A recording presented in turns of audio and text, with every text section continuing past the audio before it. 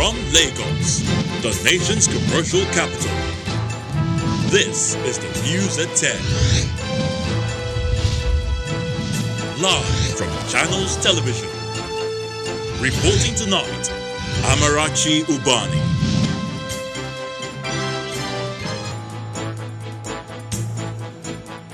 Tonight, respite for national identity number enrollees as federal government extends deadline for SIM linkage by 2 months. Federal government traces looted assets already forfeited to government to 25 locations to begin final legal procurement. Clampdown on COVID-19 guideline violators begins. Mobile court closes major markets in Abuja. And despite massive protests, Moscow court jails President Putin's critic, Alexei Navalny, for 3.5 years. Plus, business, sports, and later, international news from our London studios. On business news tonight, oil prices rally to one-year high as Saudi Arabia and other OPEC members commit to crude output restriction agreement. On sports news tonight, it's a tough hurdle for Nigeria's senior women's basketball team, the D Tigers, as they draw big powerhouses at the Tokyo Olympic Games. And from Abuja, Senior Staff Association of Nigerian Universities and Non-Academic Staff Union insist there's no going back on planned nationwide industrial action on Friday.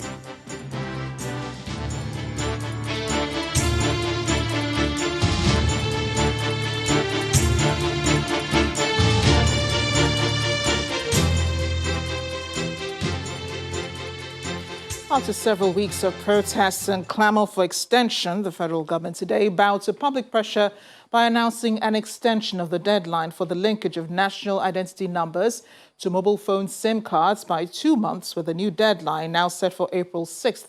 The Minister of Communications and Digital Economy, Issa Pantami, says extension is to allow Nigerians and legal residents of the country more time to carry out the exercise. And with the extension of the NIN registration deadline, many prospective enrollees in the commercial city of Lagos say they're still not satisfied with the registration process. For them, the process is still very slow as they spend hours to book a registration slot at the NIMC office to capture their biometrics. They want the government to do more by creating other channels of registration, less cumbersome and safer. I have to leave my job for the past 4 days, coming just to get a I-9 number. And I live in abroad for 27 years before I come home. It's not like that. Our government know what they can do. They were talking about they have only one machine just to do almost about 500 people. And you are talking about COVID-19. I don't think it's an ideal. Reaching here after writing our name, they still went back and said we should write our name back, and we'll do the same thing. We'll submit our number. They have to give me on 20th of April to come and fill form and start processing my national ID card. And I lost my SIM card. I don't know how to process my SIM card. They said I should bring my national ID card and others and many things. And I have to do some things in my bank. And I need that national ID card. In other news, the federal government says it is not leaving anything to chance in the quest to ensure the proper management of government assets and those already recovered from suspected looters and forfeited to the government. This commitment follows the tracing of some forfeited assets to 25 different locations across the country. The chairman of the Inter-Ministerial Committee on the Disposal of Forfeited Assets, Mr. Dayo Akpata, explains that the assets such as water vessels, jewelry, plants, furniture, electronics, landed property and motor vehicles are among the forfeited items recovered from suspected treasury looters. He was speaking at a news conference after a tour of some of the recovered property in Abuja. The committee has A, collated and still updating the list of assets that have been finally forfeited to the federal government of Nigeria. B, that the committee has noted that the forfeited assets are currently situated in 25 locations in Nigeria.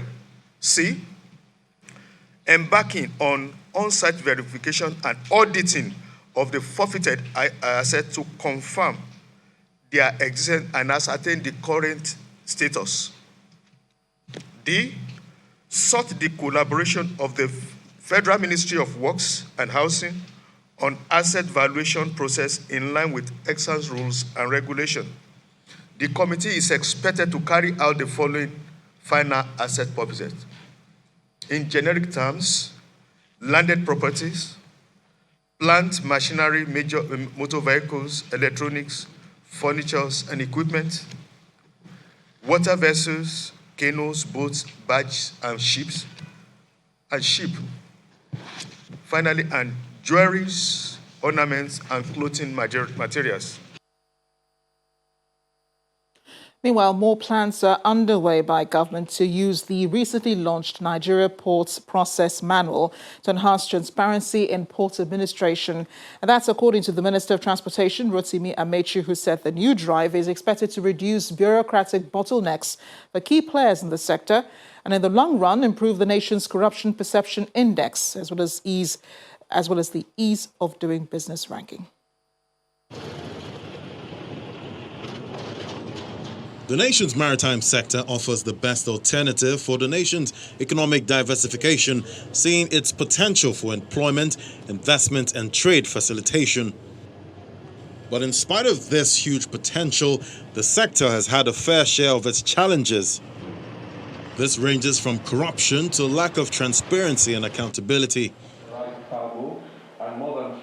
To check this trend, the federal government launched the Nigerian Ports Process Manual, and at this meeting, government officials gave reasons why the latest initiative should drive the needed growth in the sector. For every train, getting out of the port, you remove about 57 trucks. Besides, this is also to give, the truckers and other modes a run for their money, because there should be competition. It's my sincere hope and belief that this document will try to address, to a large extent, the constant extortion and corruption in our own Nigerian ports. Besides issues of accountability, speakers at the event give reasons why defaulters should be sanctioned. This is expected to serve as a deterrent to other players in the maritime administration sector. It is not as if the agencies are powerless. They have power to enforce. And when I say enforce, I'm not just talking about fines. Okay, MPA, for example, can arrange to remove somebody physically who is not supposed to be where they are. Just outside the hall, the Minister of Transportation speaks of how interest in some quarters has undermined the development of the maritime sector for years. There are too many interests that the government is battling with to see how we can curb it. It's not like railway, where by law, by everything, government is in charge. Here you have private interests of people who have, so you can be sure that we are battling with those private interests just to ensure that public interest will supersede. Maritime experts at this gathering believe that entrenching the spirit of accountability and transparency may just help improve the sector.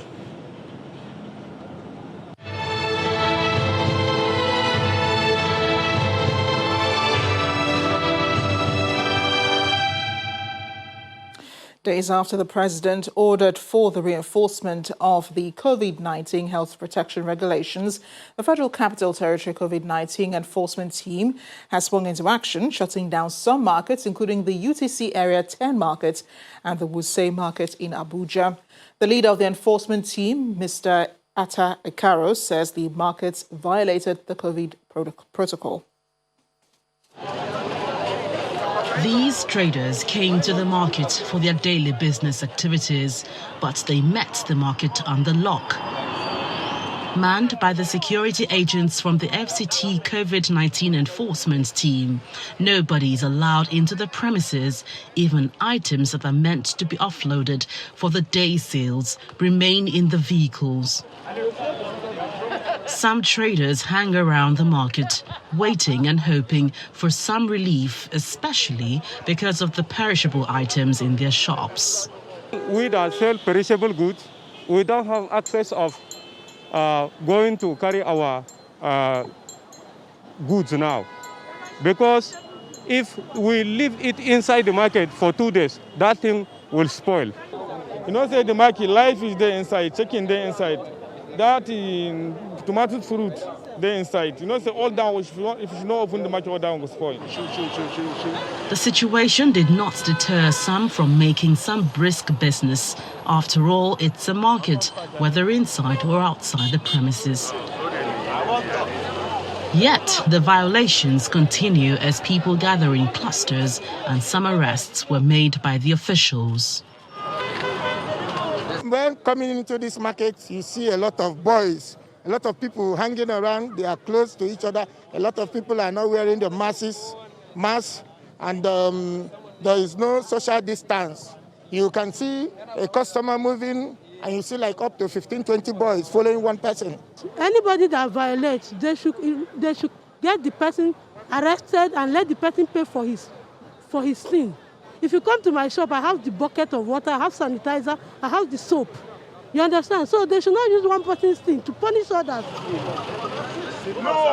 In another part of town, the court order is clear as the UTC market is closed, as well as the MURG shopping plazas for violating the presidential regulations on COVID-19. They made some arrests that we are not disputing, and they took them to mobile court yesterday. And which from there they have to the court have to give the order to seal the market for non-compliance of the COVID-19 protocol. Nevertheless, the leadership of the affected businesses are making efforts to revive the old practice of ensuring compliance with the COVID-19 safety protocols. Having seen that they have complied, because the court order, we cannot go against the court order, and we'll have to go back to our lordship, to beg her lordship, to pray her lordship, to reverse the seal-up order. And we are hoping we could do that. The traders are pleading with the authorities to open up business for them as they promise to ensure that safety protocols are adhered to by the traders and their patrons. Many Nigerians are seemingly aware of the COVID-19 pandemic but still ignore safety protocols. Some residents across Lagos State want authorities to pay attention to the level of poverty among citizens and not just the deadly virus. This is the center of commercial activities for wholesale and retail products, popularly called Lagos Island. People come from far and near just to buy their goods. Majority of the people here have seemingly thrown caution to the wind, despite the rising cases of COVID-19 infections in Lagos State. Some of the residents are mindful of the fact that COVID-19 is real, but expect better governance rather than punishment for those who flout the health laws. Putting on laws and prescribing punishment will just be as just like using force on the people. The policies that Buhari administration came up with, that people should comply with the safety rules, may not work because the government in power is not living up to expectations. Even in a highbrow area of Lekki, not everyone is seen complying with the COVID-19 protocols. At this community market in Lekki Phase 1, majority of those buying and selling are not wearing masks. Here in Ojota Market, the level of compliance is different. The market men and women are seen wearing their face masks, but commuters in the bus rapid transit system appeared not to be bothered. One of the market women, however, believes the government is on the right track in managing the virus. We have been educating ourselves to wear face masks. What the government is doing is for our own safety. The jail term order is for everyone to know how serious the issue is. Next stop is Agege area of Lagos, densely populated and alive to economic activities. A larger population of people going about their affairs, perhaps oblivious to the COVID-19 virus, with a few of them seen wearing masks. About 3 days ago, I saw somebody in hospital, private hospital, rushing the man to the Djibouti for Shagamu for treatments. Please, I want everybody to know that COVID is real. Prevention is better than cure. Instead of spreading the virus, why not? It's very easy to wear masks. Why not wear it? It is important to note that the health situation at hand requires personal responsibility, without waiting to be reminded of the constant practice of personal hygiene. It is so that the nation can quickly put the battle of coronavirus behind it.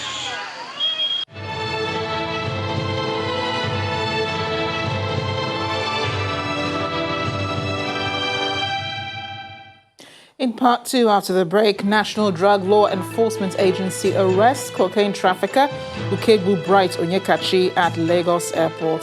Stay with us.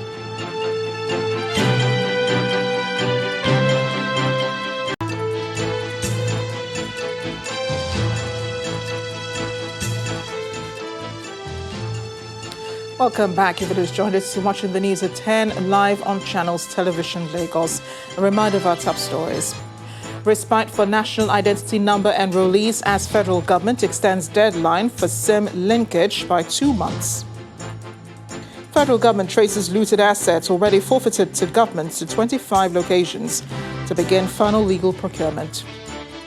Clampdown on COVID-19 guideline violators begins. Mobile court closes major markets in Abuja.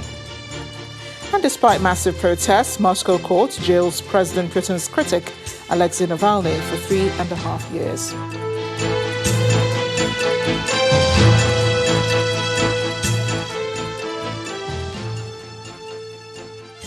A year ago, the Lagos state government officially restricted motorcycles and tricycles in many parts of the state, with a full enforcement taking effect from first week of February in 2020. The state government imposed the ban with the hope of ending the many accidents and disorderliness caused by commercial motorbikes in the state. A year after that pronouncement, how is the ban enforced? Our correspondent Dari Idowu followed up and established that commercial motorcycles are back on many of the roads where they are prohibited. For a state of more than 20 million people, the mass transit options are set to be limited, and for obvious economic reasons, okada, as it is called, becomes the ready-made alternative.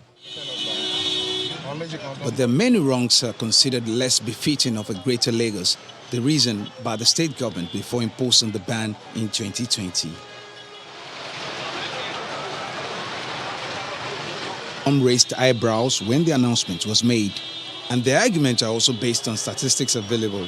An estimated 8 million people travel to work via public transportation each day on more than 9,000 road networks in Lagos State. There are indications that the people might have outnumbered the available transport infrastructure. Now they move fast and unrestrained against traffic, even in Alausa, where the signages are glaring. Commercial motorcycles are everywhere in Lagos. They are hard to miss, but sometimes you may not see them coming. They are notorious for popping out from the most unlikely places, and that is despite the ban from the state government to keep them off major roads. The hailing services also swept along with the ban, played in the loosely regulated space with an offer of safety and decorum. Investment worth millions of dollars went down the drain to a ban that barely stands. The state government says they were as bad as the regular riders. The hailing services were not targeted at all. In fact, the problem was that the hailing services were also seen to be committing the same offense that the popular motorcyclists that you see around were committing. So they had to go with them. There was no way that one could be left for the other. There have been so many talks about those people bringing investment and all of that. But safety of life is paramount to the government of Lagos State. This is where a good number of road accident victims end up. Dr. Nroti Babalola is the head of emergency services at the National Orthopedic Hospital. He describes the current situation. In the immediate period following the ban on the ride of okada on the highways, we observed a significant decline in road traffic injuries resulting from crashes from motorbikes and the likes. But in the course of time, when it appears as though the enforcement was poor, we noticed a corresponding increase. A similar ban was imposed in 2012 and proven effective in reducing the number of road accidents while the enforcement was effective. This has further buttressed the argument that enforcement may be watered down as long as the infrastructure deficit persists. Dari Idowu, Channels Television News. The National Drug Law Enforcement Agency, the NDLEA, has arrested a suspected cocaine trafficker, Ukegbu Onyekachi, at the Murtala Mohammed International Airport in Lagos. Onyekachi was arrested with 3.30 kilograms of the illicit drug during the inward clearance of passengers on an Ethiopian Airlines flight at the e-arrival hall of the airport. NDLEA chairman at the airport, Amadu Garba, explains that Onyekachi arrived in Nigeria on board Ethiopian Airways from Sao Paulo, Brazil, via Addis Ababa. He said the hard drug was cleverly concealed in T-shirt stickers, but did not escape the eagle eye of the detectives. This is coming a week after the newly appointed NDLEA chairman, Muhammad Buba Marwa, gave commanders of the agency marching orders to mop up illicit drugs across the country. Some prominent Nigerians who are leaders and members of the National Consultative Forum, the NCF, have announced plans to launch what they call a mega political party movement in March.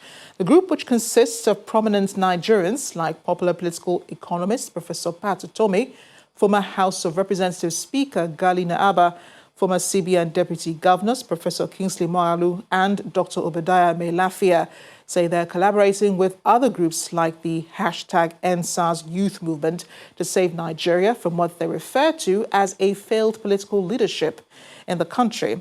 In a statement today, the NCF says the new mega political party movement will be inaugurated in March 2021, but explains that it will not be fixated on the power politics of 2023, rather in first mobilizing Nigerians for a brand new people's constitution that can enable Nigeria to work for all and be rid of corruption and self-aggrandizement in politics and in government. The group says it has also set up different committees on select thematic challenges of the country with a view to generating outcomes as way forward for the country. And in spite of criticism that trailed the performance of the former service chiefs, the Kaduna State Governor, Nasir El-Rufai, believes they have laid a good foundation that the new service chiefs can build on to achieve more positive results. According to him, major stakeholders in the areas most affected by insecurity have presented a template for the former service chiefs, which was already being implemented before their arrival. The governor said this when he visited his Niger State counterpart, Abubakar Bello, in Minna, the state capital.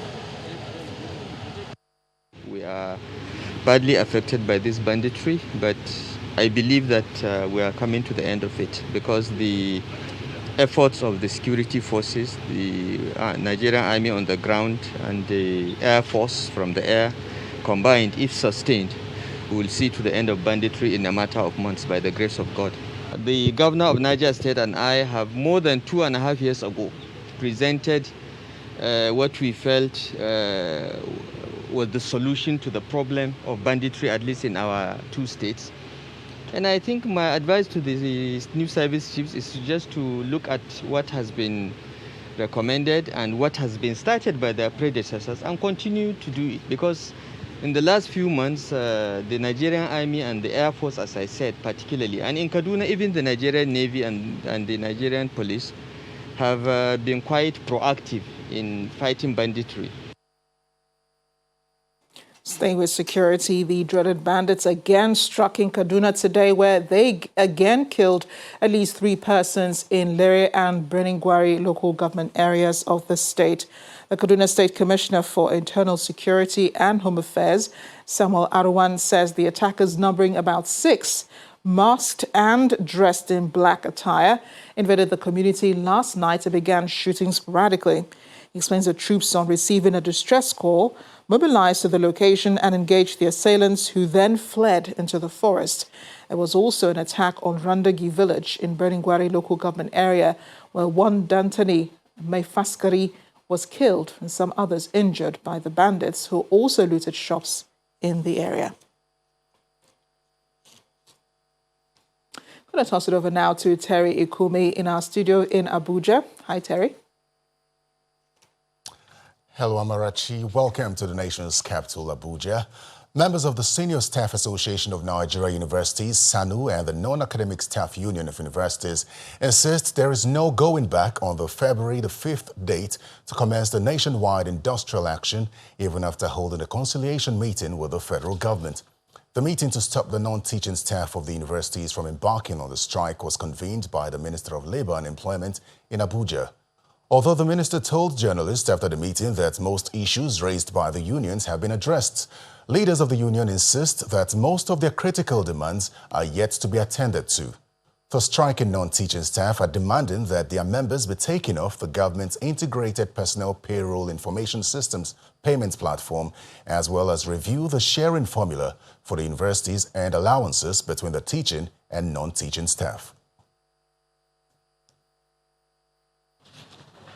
The government side responded to issues, especially concerning IPs and what is being done to assist the university workers, non-academic workers who have had some complaints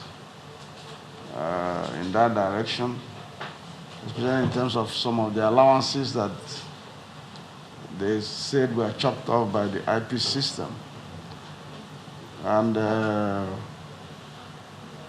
we were satisfied that reasonable progress had been made. And with this, we are hopeful that we have arrested the impending strike action, and from TD entries of the government side have been addressed. Clearly, the program or the agenda of the meeting has not been exhausted. So there are still issues to be addressed. In fact, one of the most contentious issues is yet to be discussed. So far, nothing has been concluded. We don't have the mandate to talk about suspending or not going on strike. That's not within our competence. The mandate of our members stands until they ask us to reverse the mandate. Well, more stories from Abuja after the break. Please stay with us.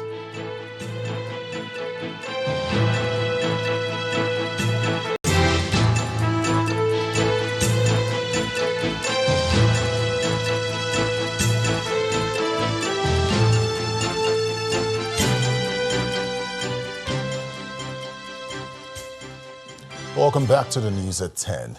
The meeting between the federal government's delegation and the organized labor over the hike in electricity tariff and pump price of petrol has ended in Abuja without a firm resolution. That's because labor leaders have requested for 21 days to study the technical reports presented by committees. The meeting is a continuation of the series of meetings held last year to try and dissuade labor unions from embarking on strike over the increase in the price of petrol and electricity.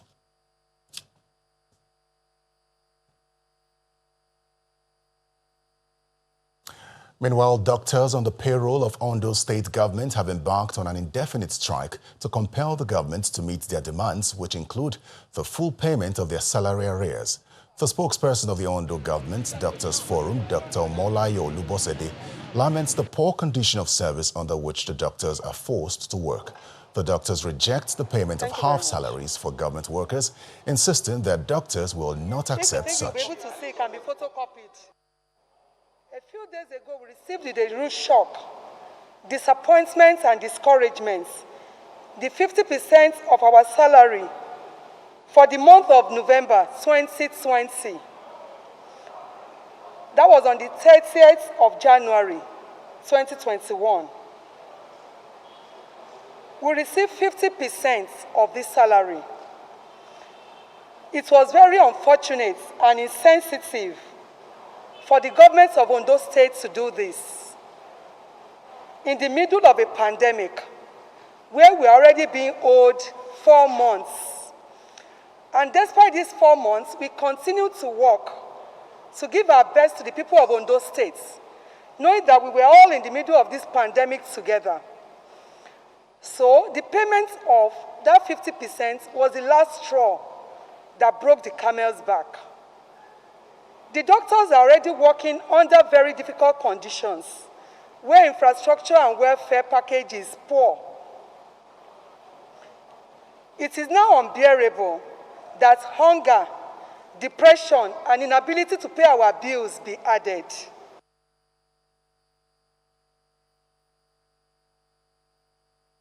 To legal matters, a federal high court in the nation's capital, Abuja, has fixed June the 7th for the arraignment of a former governor of Abia State, Senator Kalu, who is accused of misappropriating over 7 billion naira belonging to the Abia State government.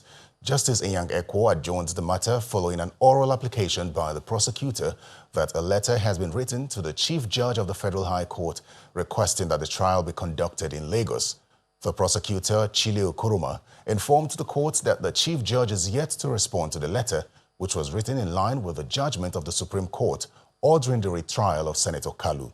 Although the prosecution was unavailable for comments, Senator Kalu's lawyer insists that the proper place for the trial of his client is Umuahia, where the offenses were allegedly committed. In December 2019, a federal high court in Lagos sentenced Senator Kalu to 12 years in prison for fraud and money laundering, a judgment which was quashed by the Supreme Court in May 2020. Thanks a lot, Terry. Here in Lagos, Governor Nyesom Wike of Rivers State, however, says the Niger State Development Commission, the NDDC, may have spent about 10 billion naira from the budgets meant to develop the Niger Delta region in trying to stop his re-election as governor. The governor stated this when the newly appointed interim administrator of the NDDC, Effiong Akwa, led top officials of the commission on a courtesy visit to the government house in Port Harcourt today. Governor Wike explains that the NDDC, which was founded to lift the Niger Delta region out of poverty and ensure its development, has over the years allegedly become a cash cow for politicians and their cronies. He also warned the interim administrator of the NDDC not embarking on any project in the state without his approval.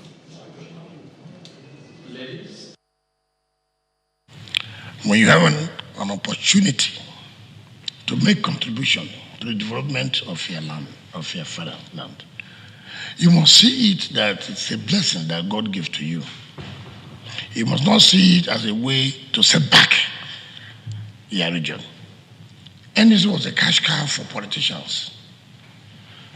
5:30 in the morning, NDC spent to make sure that I don't win the election. But let me say something. And this has to do with people should understand. NDDC does not belong to any ethnic group in the Niger Delta region. It does not belong to anybody. So there are people who have seen themselves that they are the owners of NDDC.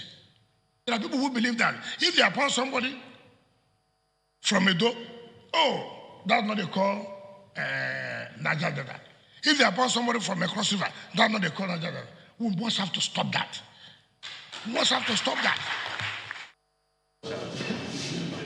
Meanwhile, the NDDC administrator asked the governor to advise the commission on projects to embark on in the state. We believe that NDDC can do more in terms of deliverables for the people of Rivers State, people of Niger Delta, through a robust relationship and partnership with your government. And that is why we are here today. In the light of the above, Your Excellency, NDDC would love Your Excellency to identify projects that NDDC can partner with Rivers State government for the benefit of Rivers people. Politics now, a few days after the All Progressives Congress flagged off membership registration and validation exercise in Daura, Katsina State. The party in the southeast is flagging off the same exercise with Owerri, the Imo State capital, as the venue for the southeast zonal flag-off exercise. Leaders of the party in the region urged their supporters to take advantage of the exercise to revalidate their membership and woo more members into the party. the chairman Ebonyi State. Supporters of the All Progressives Congress across the 5 states of the southeast converge on Owerri, the Imo State capital, for the official flag-off of the zonal registration and revalidation exercise of the All Progressives Congress. The hope of Imo, the hope of Nigeria, the hope... One after another, APC leaders in the zone hint on the importance of the exercise. I have his mandate to urge the people of Southeast to avoid factionalization of APC in the Southeast. In any state of Southeast, it kills hope and destroys progress. Let APC work as a team. It's not that we do not know that we have started the processes across our booths, local government and states, and of course federal constituencies and senatorial zones. But why it is important that we come here is because Southeast is the next destination. This is corroborated by former Senate President and Southeast representative on the National Caretaker Committee while outlining activities lined up for the exercise. The training of state and local government supervisors is going on as we are talking here in some states and maybe in some areas of our own zone. Then on Thursday, 4th of February, the training of polling unit supervisors will take place. This will go on from this 4th to 9th when the actual registration commences. For the chief host, Governor Opuzodinma, APC has come to stay in the southeast. The numerical strength of every state has a direct bearing on its performance in elections. For us in the southeast, we have a responsibility to ensure that we should all troop out to participate in this registration and revalidation exercise, to make the statement loud and clear that we are set to take our rightful position as members of the ruling party. That way, our dominance and prominence in mainstream politics will no longer be in doubt. According to the APC leaders, the registration and revalidation exercise will last till March 25th, 2021. Time for business news. Here's Anne Mawodo.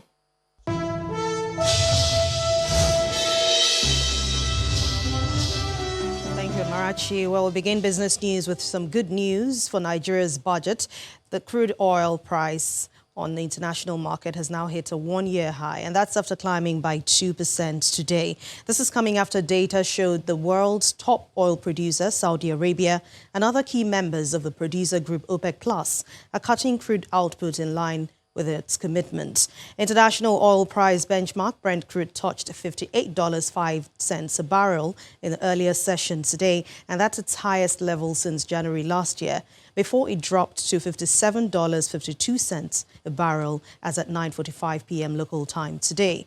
Nigeria's budget for the year is pegged at an oil price benchmark of $40 per barrel, with a daily crude production estimate at 1.86 million barrels. Meanwhile, latest data from OPEC also shows that Nigeria's oil output has dropped by 15% to 1.5 million barrels per day last year, against 1.7 million barrels, which was recorded in the same period back in 2019. Further analysis shows the output dropped to 1.52, 1.35 and 1.28 million barrels per day in the second, the third and the fourth quarters of 2020, which of course represents a decrease of 14.1, 25.8 and 23.4% each during the period under review. But on the other hand, the OPEC data shows that Nigeria's oil output stands at an average of 1.75 million barrels per day, and that happened in the first quarter of 2020, indicating a marginal increase of 0.05% when compared to 1.67 million barrels recorded in the same period in 2019. With 50 losers against 9 gainers recorded on the price performance at the Nigeria stock market today, the market ended in negative territory for a second day in this new month amid a dismal sectoral performance. Let's hear more from Ladi Williams.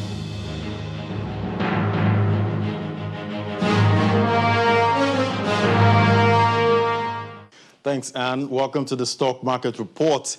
It's a sea of red today in equities performance on the sectoral chart, and the banking sector took a major hit, down about 3% because Zenith Bank didn't really help matters.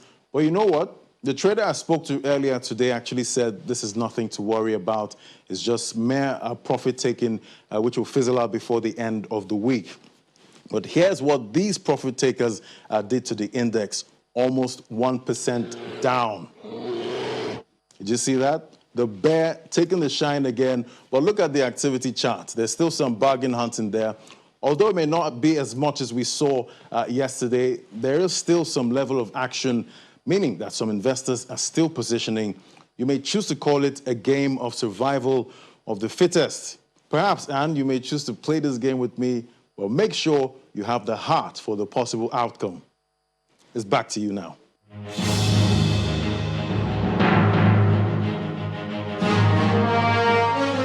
Thank you, Ladi. On the other hand, it's mostly positive close for most of the world-leading stock markets amid renewed optimism by investors for a post-pandemic recovery, while fears over a speculative retail trading frenzy in the U.S. appears to have reduced. But let's take a look at the closing figures for today.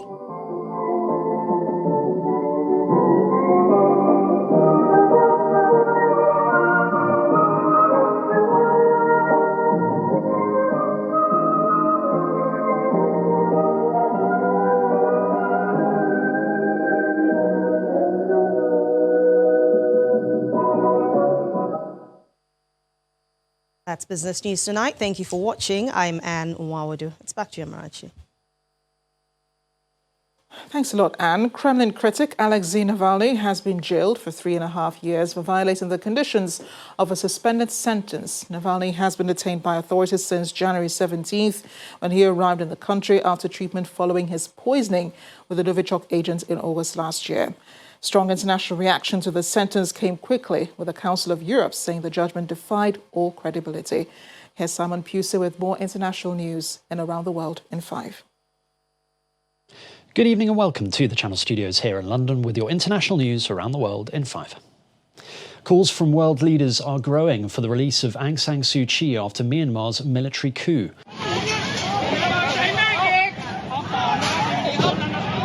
US President Joe Biden has threatened to reinstate sanctions on Myanmar. He said the military should not overrule the will of the people.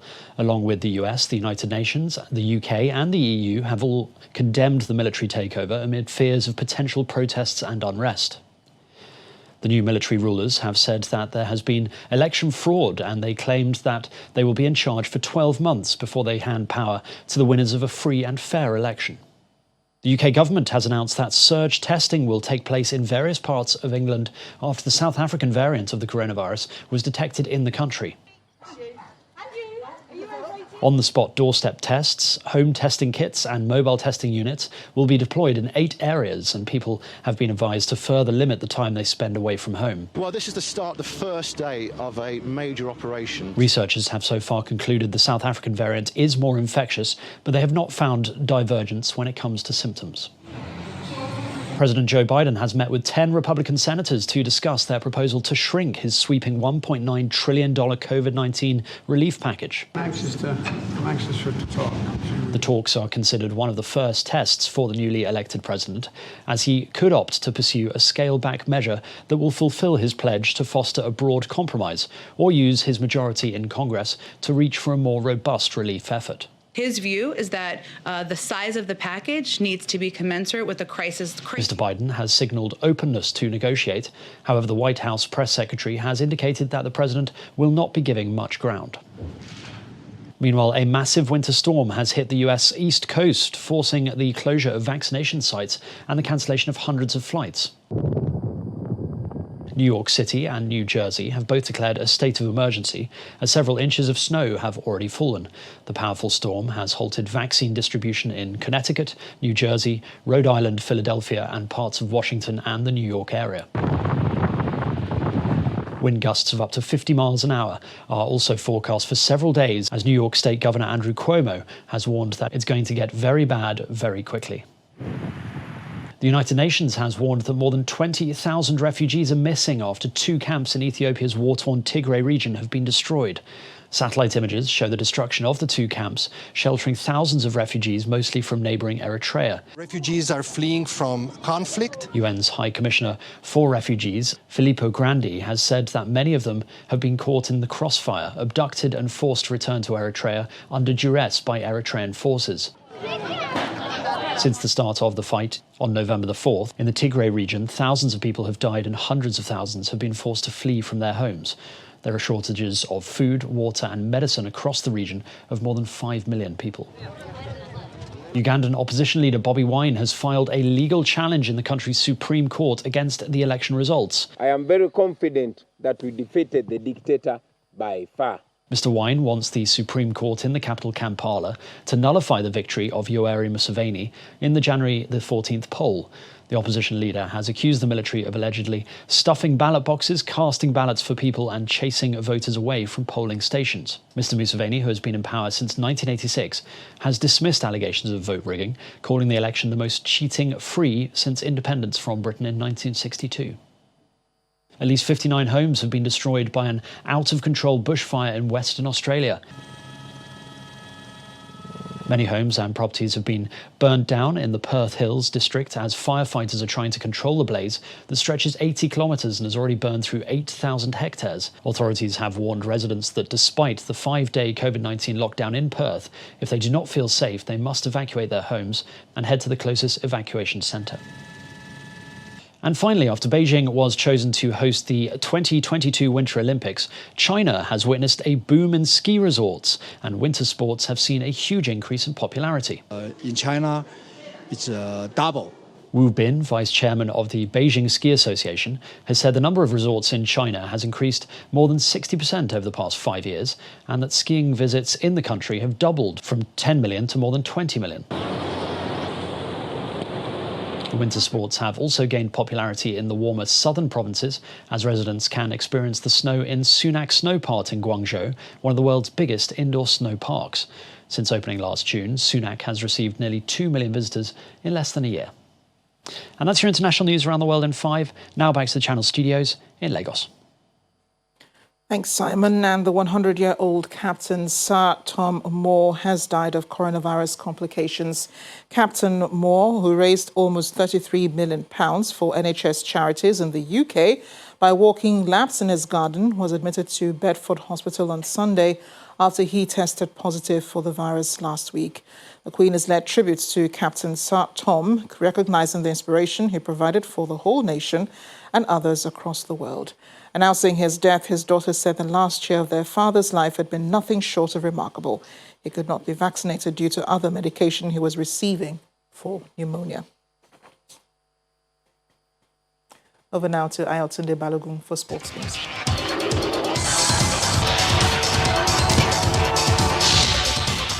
Thanks, Marachi. The stage for the basketball events at the Tokyo Olympics is set as the reigning women's African basketball champions, the D Tigers, now know their group opponents for the games that will dunk off from July the 26th through to August the 8th.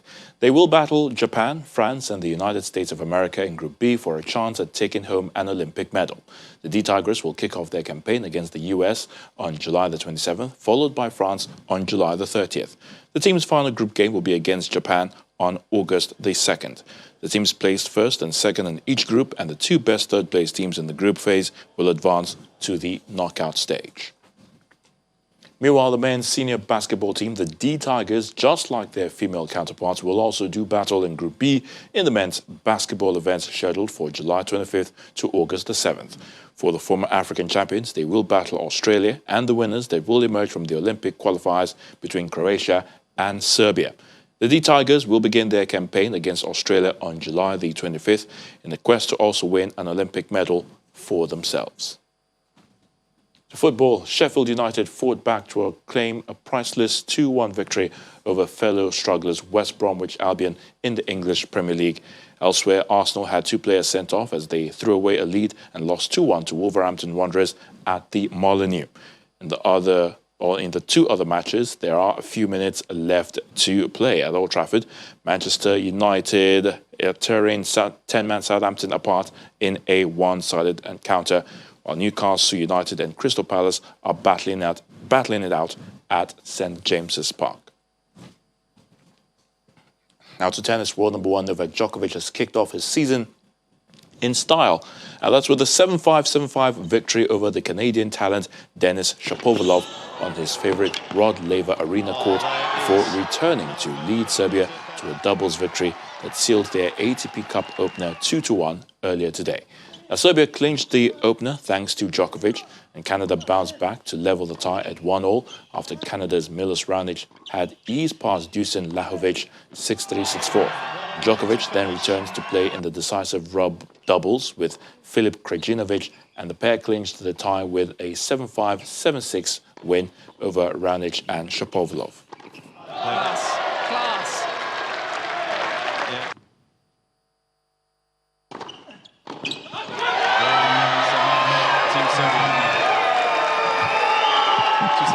Team Serbia off to the ideal start. I'm Ayotunde Balogun. That sports news is back to you, Amarachi, for the round.